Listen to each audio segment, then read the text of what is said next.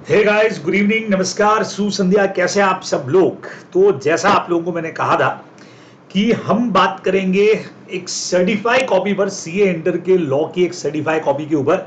मई 22 के जो अभी एग्जाम्स हुए और जिनका रिजल्ट आ गया, उसके बाद हमने मंगवाई है एक सर्टिफाई कॉपी।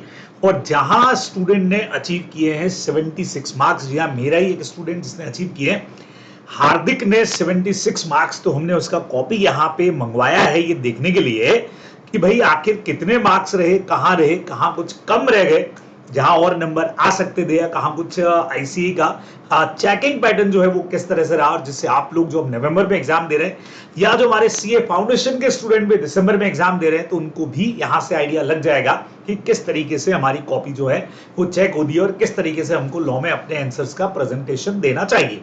चलिए जी, तो बच्चे लोगों, बात आप लोगों से मैं स्टार्ट कर रहा हूं। देखिए, यहां मैंने ओपन कर लिया है इस बार का हमारा पेपर। सर्टिफाई आंसर्स अभी तक नहीं आए हैं आईसीए के, तो हम यहां से डायरेक्टली पेपर, जहां पे मैंने पेपर को सॉल्व करके रखा हुआ है, और यहीं से हम लोग बात करने वाले हैं सारी चीजों पर। चलिए, तो यहां से मैंने ओपन कर लिया है, साथ में सर्टिफाई कॉपी भी। और जैसा आप देख पा रहे हैं कि इनको यहाँ पे 70 में से मिले 49 मार्क्स, और रिमेनिंग मार्क्स इन्होंने अचीव किए हैं अपने एमसीक्यू में।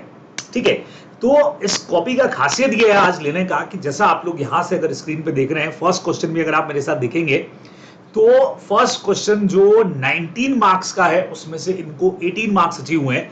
यानी फर्स्ट ए में आप देख रहे हैं 6 में से 5 नंबर, और बाकी सब में 3 में से 3, 3 में से 3, 4 में से 4, 3 में से 3, यानी फुल में से फुल मार्क्स यहां पे मिले हैं। तो यही एग्जैक्टली हम लोग देखना चाह रहे थे, और जो मैं आपको बताना भी चाह रहा था कि भी किस तरीके से आप आंसर का प्रेजेंटेशन दें ताकि अपने को यहाँ पे अच्छे नंबर जो है वो मिल जाए। ठीक है, और ये भी देखेंगे कि जब इतना अच्छा परफॉर्मेंस होते हुए भी नंबर और अच्छे क्यों नहीं है, और अच्छे हो सकते थे, तो कहाँ कुछ गड़बड़ी रह गई है या कुछ गलती रह गई है, वो भी हम सारी चीजों पे बात आज करने वाले हैं। चलिए जी, तो बच्चे लोगों, यहां से मैं स्टार्ट करता हूं। देखिएगा, ये कॉपी का हमारा फर्स्ट पेज हो गया, यहां से मैं नेक्स्ट पेज के ऊपर आ गया, और यहां इन्होंने किया है अपना क्वेश्चन नंबर फर्स्ट।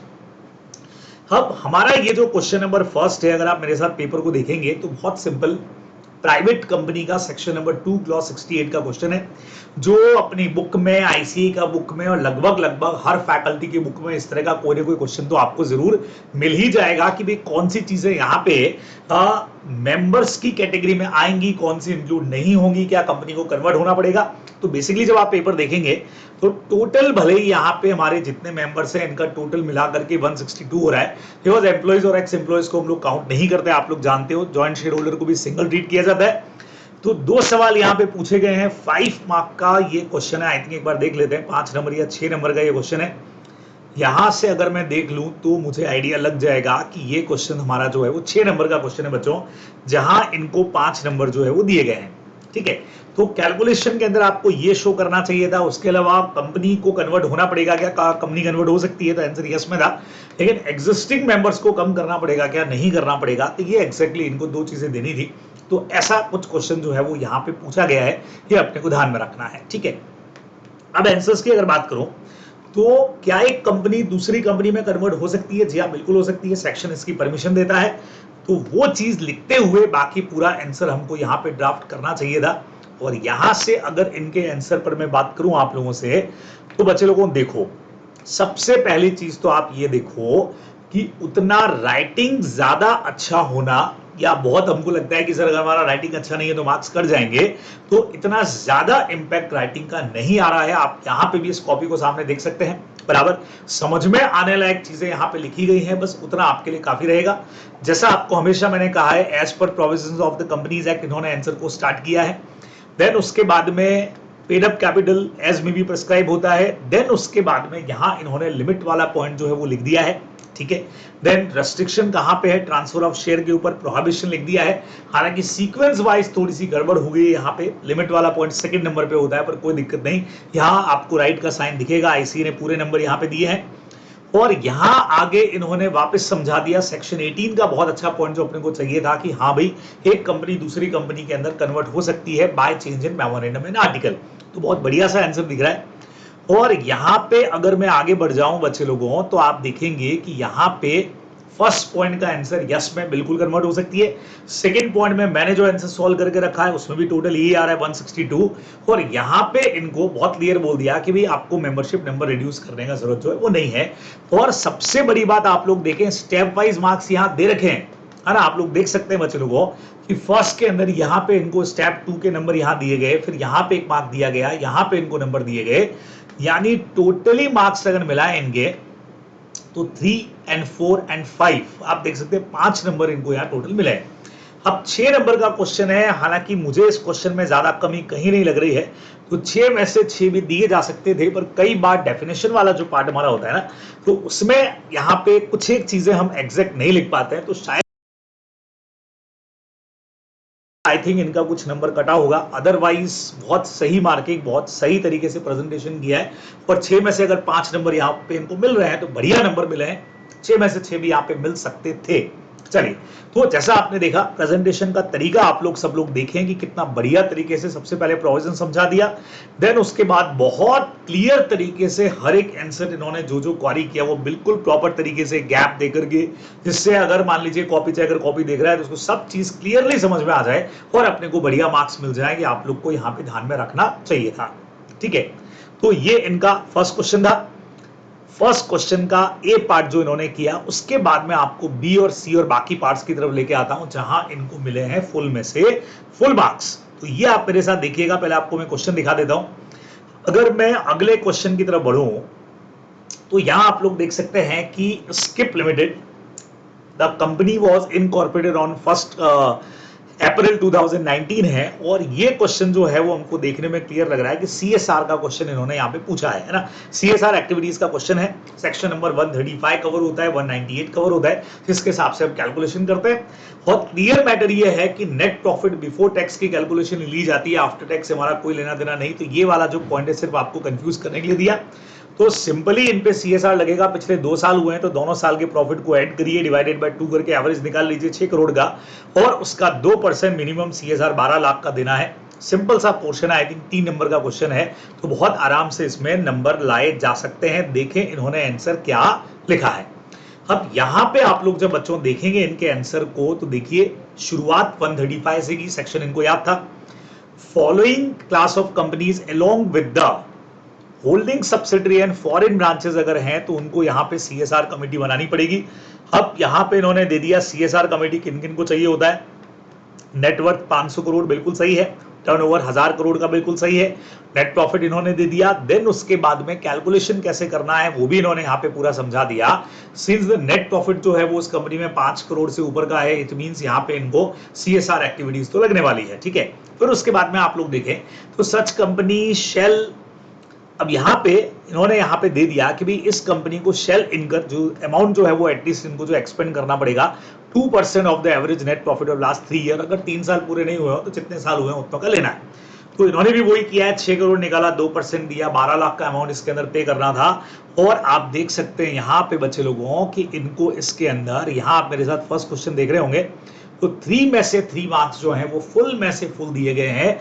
तो आप सिर्फ प्रेजेंटेशन का तरीका बच्चों यहाँ पे मेरे साथ में देखें, जो मैं लगातार फोकस करता हूं कि भाई हर स्टूडेंट इतनी तैयारी करके एग्जाम में जा रहा है, ठीक है, उसका प्रेजेंटेशन जो है वो बहुत जबरदस्त होना चाहिए। अगर वो आपने बराबर से कर लिया तो आपको श्योरली बढ़िया मार्क्स यहाँ पे मिलने वाले हैं। ठीक है, चलिए अब नेक्स्ट पॉइंट की तरफ अगर मैं बढ़ूं आप लोगों के साथ में, तो आते हैं अगले क्वेश्चन के पार्ट के ऊपर। और अगला क्वेश्चन ये इन्होंने, अच्छा इसी का सेकंड पार्ट एक और था, चलिए पेपर देखते हैं हम लोग। तो बी का ये फर्स्ट पार्ट था, 3 में से 3 इनको मिले। सेकंड पार्ट के अंदर बच्चे लोगों एक छोटा सा बढ़िया हमारा क्वेश्चन था, जहां section 55 redemption of preference share का एक पोर्शन था। 70% वैल्यू के साथ इन्होंने ये काम किया है, जबकि होना चाहिए था 3/4। 75% का वैल्यू अगर है तभी ये अप्रूवल में जाएगा, अदरवाइज जाने वाला नहीं है। ठीक है, तो यहाँ पे एनसीएलटी इसको अप्रूव करने वाला नहीं है, क्वेश्चन में पूछा है। फिर आपसे पूछा है कि क्या आप डिविडेंड को भी इंक्लूड कर सकते हो, गया तो बिल्कुल डिविडेंड भी इंक्लूड होगा। तो नो और यस का क्वेश्चन है, उन लोगों को अच्छे से समझ में आएगा जिन्होंने ये सारे टॉपिक्स पढ़े हुए रहेंगे। तो सेक्शन 55 का एक क्लियर कट क्वेश्चन था और 3 नंबर का हमारा ये क्वेश्चन है बच्चों। और यहाँ पे अगर इनके आंसर पे बात करें तो देखो, as per provisions of the companies act. अब आपको ये, मैं यहाँ पूरा पेपर आपके साथ डिस्कस नहीं कर रहा हूँ, बहुत छोटा सा वीडियो, आप लोग 10 से 15 मिनट के अंदर इसको खत्म करेंगे। और आपको मैं मेनली जो चीजें बताना चाह रहा हूं उसको समझिएगा। देखिए कहीं पर भी इसमें इन्होंने सेक्शन कोड नहीं किया है। पहले के जो दो क्वेश्चन थे उसमें सेक्शन कोड किया था, सेक्शन भी बहुत इजी थे। यहां इन्होंने सेक्शन कोड नहीं किया। As per the provisions of companies act, where a company is not able to redeem preference share, the company may issue further redeemable preference share for an amount equal to unredeemed preference share and dividend thereon। बहुत clear, बहुत simple language, जैसा हम लोग normal language use करते हैं वो इन्होंने किया। कंपनी शैल ऑब्टेन, ठीक है, consent of redeemable preference share of 3/4 75% का चाहिए। और बढ़िया चीज देखें, कहीं कहीं पे चीजों को इन्होंने अंडरलाइन भी कर दिया है ना। फिर उसके बाद में एनसीएलटी का अप्रूवल चाहिएगा। एनसीएलटी पहले पास करने से पहले चीजों को देखेगा और रिडीम के बाद में परमिशन देगा। जिनका कंसेंट नहीं होगा उनको पेमेंट के लिए बोलेगा। अपना प्रोविजन अपने को अच्छे से पता है, ठीक है। अब in this case SKS limited not in position because 70% नहीं कंसेंट दिया। अब आप देखिए दोनों क्वेश्चन का आंसर दे दिया। पहले वाले में कि नहीं भाई आप नहीं कर सकते हो, और सेकंड वाले में अगर करना हुआ तो डिविडेंड को आप ऐड कर सकते हो बच्चे लोगों। आप देखिए स्टेप वाइज आप मेरे साथ मार्क्स देखें। अब ऐसे क्वेश्चन में कोई खास स्टेप नहीं है, 3 में से 3 पूरे के पूरे मार्क्स जो है वो दिए गए हैं। ये आप लोग देख सकते हैं 3 में से 3 मार्क्स पूरे के पूरे यहाँ पे अलॉट हो गए, बराबर। तो अब आप फर्क देख लीजिए कि जहां सेक्शन लिखा है वहां पे भी पूरे नंबर मिले हैं, यहां सेक्शन कोड नहीं किया है, डायरेक्टली बढ़िया प्रोविजन समझा दिया तो भी पूरे में से पूरे नंबर मिले हैं। तो इसका मतलब ये कि अगर आपको सेक्शन नहीं भी याद है तो टेंशन लेने का जरूरत नहीं है। बहुत आराम से आप प्रोविजन याद करके उसका बेटर प्रेजेंटेशन करके अपना आंसर बना सकते हैं, ठीक है। 2 आंसर्स पे आपसे मैं और बात करने जा रहा हूं बच्चों, जहां पे भी 4 में से 4 और 3 में से 3 मार्क्स मिले हैं, तो इस पे भी मैं आपसे बात करने वाला हूं। देखिएगा अगले क्वेश्चन की तरफ अगर मैं बढ़ जाऊं, हर पेज पे एक सेपरेट क्वेश्चन है और आप लोगों को जो मैंने डायरेक्शन देके रखा था कि आपको हमेशा जो अपना आंसर का नंबर है वो मिडिल ऑफ द पेपर ही लगाना चाहिए, तो इन्होंने भी वही यूज किया। देखिए अब यहाँ पे as per the provision of Indian contract act, अब यहाँ पे कॉन्ट्रैक्ट एक्ट का हमारा क्वेश्चन है। पहले आपको मैं क्वेश्चन बता देता हूं। ये देखिएगा क्वेश्चन हमारा सी का फर्स्ट बच्चों ये है। सीधा सीधा सा एजेंसी का एक क्वेश्चन है। Ramu has given authority to Prem to buy certain goods at market rate. Prem ने बाय किया उसको हायर रेट देन मार्केट पे। However Ramu accepted the purchase in spite of higher rate. Afterward Ramu को पता लगता है कि यार इसने खुद के ही गुड्स सेल कर दिए हैं। तो डिसाइड करना क्या वो रेटिफिकेशन के लिए बाउंड है क्या बच्चों। रेटिफिकेशन के लिए बाउंड तभी होते हैं जब सारे फैक्ट्स को डिस्क्लोज किया हो। एजेंसी का एक बढ़िया सा पोर्शन यहाँ पे हमारा लगता है। सेक्शन भी अगर चाहें तो इसके अंदर 198 इस्तेमाल कर सकते थे। अब यहाँ से आप इनका आंसर कर देखेंगे तो इन्होंने सीधा सीधा सा सबसे पहले प्रोविजन समझा दिया। प्रोविजन समझाने के बाद आप यहाँ पे देखें इन्होंने बहुत क्लियर तरीके से अपना आंसर समझाया है। मींस यहाँ पे 4 मार्क का क्वेश्चन है, 2 पार्ट है, दोनों क्वेश्चन 2-2 मार्क्स के हैं। यहाँ पे इनको 2 में से 2 नंबर एकदम प्योर तरीके से मिल गए। और हमेशा की तरह देखो चालू की तरह से किया as per the provisions of Indian contract. फिर जो जो प्रोविजन था बहुत क्लियरली इन्होंने समझा दिया है। फिर से आपको बोल रहा हूं बच्चों, राइटिंग का उतना बड़ा टेंशन नहीं रहेगा, जितना बढ़िया चीज ये है कि आप प्रेजेंट कितना बढ़िया अपने आंसर को करते हो। प्रोविजन समझाया, उसके बाद केस के बारे में समझाया, उसके बाद में फाइनल आंसर दे दिया। एग्जैक्ट वो पैटर्न इन्होंने फॉलो कर लिया जो हमारे लॉ का प्रोविजन है, जो तरीका है। और यहाँ पूरे में से पूरे मार्क्स इनको यहाँ पे मिल गए हैं। क्लियर। अब अगले क्वेश्चन की तरफ आप लेके चलूं आपको, तो अगेन 2 नंबर का क्वेश्चन था। सब और सब्स्टिट्यूट एजेंट का एक क्वेश्चन है बहुत बढ़िया सा। और उसके आंसर पे भी अगर इनसे बात करूं आपको मैं, तो ये देखो ये इन्होंने यहाँ पे किया, उसी क्वेश्चन का पार्ट है तो यहीं से स्टार्ट कर दिया। और प्रॉपर तरीके से सब एजेंट और सब्स्टिट्यूट एजेंट को समझा करके फिर इन्होंने यहां अपना पूरा आंसर लिख दिया। ये देखो बच्चों, फिर से प्रोविजन समझाया, केस के बारे में समझाया, फाइनल आंसर लिखा और 2 में से 2 यहां पे भी ले लिए। मतलब पूरे के पूरे 4 नंबर यहां पे मिल गए। 4 में से 4 मार्क्स बच्चों अचीव हो गए हैं, आप लोग देख रहे हैं, बराबर। तो समझेंगे आप, नवंबर वाले हमारे जो भी स्टूडेंट है, दिसंबर वाले जो भी है, वो इस चीज को समझेंगे कि हाँ इस तरीके से हमको नंबर मिल रहे हैं और ऐसे हमको आंसर प्रेजेंट करना है, ठीक है। अब इसका लास्ट क्वेश्चन जो हमारा डी वाला पार्ट था बच्चों, एनआईए का क्वेश्चन है, 3 नंबर का क्वेश्चन है, 3 पॉइंट याद दिए, मतलब हर एक नंबर का है, ठीक है। बहुत क्लियर मैटर है। इसमें आप सीधा सीधा लिखते हैं, विद रीजन आपको लिखना होता है, डायरेक्टली आपको नंबर मिलते हैं। यहां से अगर मैं आपको आंसर दिखाऊं इनका, तो ये देखिए इन्होंने 3 पार्ट में ये आंसर लिखा रहेगा। बट ऑब्वियस है एनआईए का क्वेश्चन है, 3 चीजें पूछी है। ये देखो बच्चों, स्टेप वाइज मार्क्स आप देख सकते हो। पहला वाला ट्रू, दूसरा फॉल्स है और तीसरा ट्रू है। तीनों ही आंसर एब्सोल्युटली करेक्ट आंसर हमारे थे और तीनों में यहाँ इनको 1 1 और 1 मार्क्स मिल गए, यानी पूरा 3 में से 3 मिल गया। तो ऐसे क्वेश्चन को करना हमारे लिए बहुत बढ़िया रहता है, क्योंकि अगर आपको आता है तो पूरे नंबर मिलने वाले, नहीं आता है तो जरूर कटेंगे, अदरवाइज बढ़िया प्रेजेंटेशन बढ़िया तरीके से और फुल में से फुल मार्क्स यहाँ पे मिल गए हैं। ठीक है, तो ये क्वेश्चन आपके साथ में डिस्कस करने का पर्पस ये है कि भाई इतनी तैयारी कर तो रहे हो, लेकिन साथ में ये भी देख लो कि आंसर को प्रेजेंट कैसे करना चाहिए। ठीक है, चलो अब अगर मैं आगे की तरफ बढ़ूं बच्चों, अब आप कहेंगे कि सर एक ही क्वेश्चन आप दिखा रहे हैं, इनके बाकी के क्वेश्चंस के आंसर आपको मैं दिखाने जा रहा हूं, ये देखिएगा। अब सेकंड क्वेश्चन भी अगर आप इनका देखें, यहाँ पे अगर आप नंबर देख पा रहे हो तो ए पार्ट में फिर 4 में से 4 है, फिर 2 में से 2 है, यहां इनके 2 नंबर कटे, मैंने पूरा पेपर चेक किया है। और सेकंड का डी पार्ट आप जो देख रहे होंगे तो 3 में से सिर्फ 0 नंबर इनको क्यों मिला है? देखो 0 नंबर तभी मिलेगा जब आपको प्रोविजन आता ही नहीं था। तो आपको अपनी तैयारी किस लेवल पे करनी पड़ेगी? एक तो ये कि भाई कम से कम आपको एग्जाम में सवाल तो आते हो, और आने के बाद भी अगर आपका प्रेजेंटेशन मजबूत नहीं है तो अच्छा सब कुछ आता है लेकिन नंबर नहीं मिल रहे तो मामला गड़बड़ हो जाएगा। और इस स्टूडेंट को भी जहां जहां पे नंबर कम है, मतलब 0 मार्क्स अगर मिले तो वो आंसर ही इनको नहीं आता था, इस वजह से 0 नंबर मिले। फोर्थ क्वेश्चन इन्होंने अटेंड नहीं किया, एक क्वेश्चन आपके ऑप्शन का होता है, और ये फिफ्थ वाला क्वेश्चन जिसमें से फर्स्ट वाला जैसे पूरा रॉन्ग हो गया, लेकिन जहां किया 4 में से 4 मिल गया, 3 में से 2 मिल गया, 2 में से 1 मिल गए, इस तरह के मार्क्स इनको यहाँ पे मिले हैं। ठीक है, तो आपको अगर मैं बाकी का, क्योंकि मैं पूरा पेपर आपके साथ यहाँ डिस्कस नहीं कर रहा हूँ, क्योंकि आप लोग अभी इस वक्त तैयारी के अंदर लगे होंगे, तो कई सारे प्रोविजंस अभी आप लोगों को पढ़ने होंगे, कोर्स आप लोग कर चुके होंगे, लेकिन रिवीजन अभी बाकी होगा। तो यहाँ देखिए जैसे सेकंड का ए पार्ट है, अब यहाँ एक सेक्शन इनको याद था 78 इन्होंने यूज कर लिया, पूरा आंसर प्रॉपर लिख दिया, जिसमें इनको पूरे 4 में से 4 नंबर जो है वो यहाँ पे आईसीए ने दिए हैं। ठीक है, और आप देखिए मेरे साथ स्टेप वाइज कैलकुलेशन देखिए। नेक्स्ट क्वेश्चन पे आपको अगर मैं लेके आऊं तो नेक्स्ट क्वेश्चन में, हाँ मतलब सेकंड के अंदर इनको फिर 2 में से 2 नंबर मिले बच्चों, आप देख सकते हो, ये रहा हमारा क्वेश्चन, और यहाँ जो चाहिए था ये देखिए पूरा का पूरा, और पूरे 2 में से 2 नंबर मिल गए। Calculative part as per section 127, ठीक है, क्लियर। तो लिखने का तरीका वही, प्रेजेंटेशन प्रॉपर, जहां कैलकुलेशन समझाना था समझा दिया, पूरे में से पूरे मार्क्स यहां पे मिल गए। तो बहुत इजीली आप लोग ये मार्क्स अचीव कर सकते हैं, थोड़ा सा बेटर प्रेजेंटेशन कर लोगे तो। अब आपको वो क्वेश्चन में दिखा रहा हूं जहां नंबर कटे हैं, है ना। अब इस वाले क्वेश्चन में 4 में से सेकंड के बी में इनको 4 में से 2 ही नंबर मिले। सर ऐसा क्यों हुआ सेकंड के बी में? बच्चों आपको मैं बता देता हूं वो भी, है ना।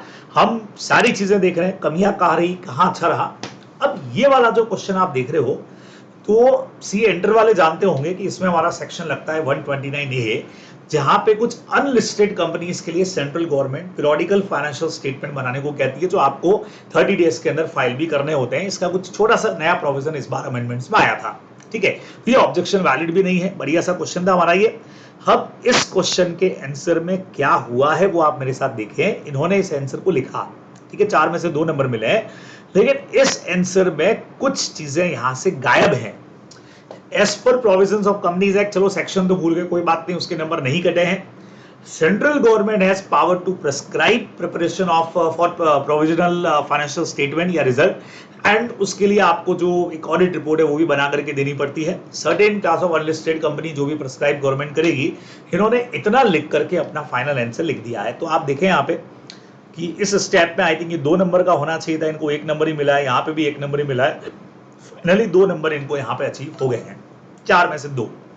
अब यहां मुझे लगता है कि इनका नंबर बढ़ सकता था अगर ये 129A का पूरा प्रोविजन यहां पे लिख देते। ठीक है, 129A के अंदर 3 स्टेप प्रोविजन दिया हुआ है। 30 डेज का हमारा एक पॉइंट है, सबमिशन कब करना चाहिए उसका भी, वो भी इनके आंसर में नहीं है, इस वजह से इनका नंबर कटा है। ठीक है, तो आप समझें कि जब भी आप आंसर को प्रेजेंट कर रहे हैं, देखो तरीका एकदम फर्स्ट क्लास है, इसलिए नंबर मिल गए। अगर वो 2 पॉइंट और यहाँ ऐड हो जाते, जो शायद हो सकता है याद नहीं आए हो या और कोई रीजन रहा हो, तो यहाँ पे पूरे में से पूरे नंबर मिल जाते। क्लियर। तो प्रेजेंटेशन बहुत इंपॉर्टेंट है, बहुत इंपॉर्टेंट है, लगातार बोल रहा हूं, रोज आपको बोल रहा हूं। तो आप अपने प्रेजेंटेशन को जितना स्ट्रॉन्ग करेंगे बच्चों, उतने अच्छे मार्क्स आपको मिलने वाले। एक और बढ़िया चीज आप इस कॉपी की देखो, आपको इस कॉपी में कहीं पर भी काट छाट नहीं मिलेगा। अच्छा, ये आप देख रहे हैं क्रॉस लगा हुआ है, ये देखो ऐसे ही ऐसे चेक करता है बच्चों। ये फिर से वही अपना 3 पॉइंट पूछे थे और आपको पूछा था करेक्ट इनकरेक्ट वाला। पहला इनका सही हुआ, ये देखो फर्स्ट वाला पूरे मार्क्स मिल गए, दूसरे वाले में पूरे मिल गए। ये गलत हुआ, 0 मार्क्स हमारे अलॉट हो गए। यहाँ पे फिर से सही हुआ, पूरे मार्क्स हमारे मिल गए। और आप बढ़िया चीज देखें, पूरा कॉपी में आपको कहीं पर भी काट छाट ज्यादा देखने को नहीं मिलेगी, नहीं के बराबर है। तो आपको मैंने ये भी कहा है, आपको मैंने क्या क्या टिप्स प्रोवाइड किया है। प्रोविजन बहुत प्रॉपर तरीके से लिखेंगे, काट छाट अपने को नहीं के बराबर करना है। जो भी क्वेश्चन नंबर लगाएंगे सेंट्रल ऑफ द पेज आप लोग लगाने वाले हैं। तो इन चीजों को अगर आप फॉलो कर लेते हैं तो आपके मार्क्स कहीं पर भी कटने वाले नहीं है। ठीक है, अब ये वाला जो क्वेश्चन है बच्चों, ये वो है जहां इनको 0 मार्क्स मिले थे। 0 मार्क्स क्यों मिले थे? क्योंकि ये क्वेश्चन से आंसर मैच नहीं करता है ना। ये सेक्शन 84 का क्वेश्चन था तो इन्होंने 138 से कर दिया, इस वजह से 0 मार्क्स इनको अलॉट हुए। ठीक है, प्रेजेंटेशन कितना ही बढ़िया था, लेकिन जब आंसर ही आपका मैच नहीं कर रहा है तो 0 मार्क्स मिलने। अदरवाइज मार्क्स आपको मिलेंगे, बिल्कुल मिलेंगे, क्योंकि स्टेप वाइज मार्किंग है, ऐसे ऐसे चेक करता है, टिक लगाता जाएगा, जहां जहां आपके सही आपको नंबर देता जाएगा। ये चीज आप लोग सब फोकस करने वाले हैं। तो बहुत छोटा सा ये वीडियो आज का मैंने बनाया है, कुछ ही क्वेश्चंस आप लोगों के साथ डिस्कस किए हैं, लेकिन पर्पस इसके पीछे ये है कि आप लोग देख लें कि हाँ भाई ऐसे हमको आंसर्स ड्राफ्ट करने हैं और ऐसे किया तो हमको अच्छे नंबर मिलने वाले हैं। ठीक है, तो ध्यान रखेंगे आप लोग और बढ़िया तरीके से अपनी तैयारी को करेंगे। ऐसी कुछ यूजफुल इंफॉर्मेशन के साथ आप लोगों से लगातार मुलाकात होती रहेगी। Tata, bye bye, take care.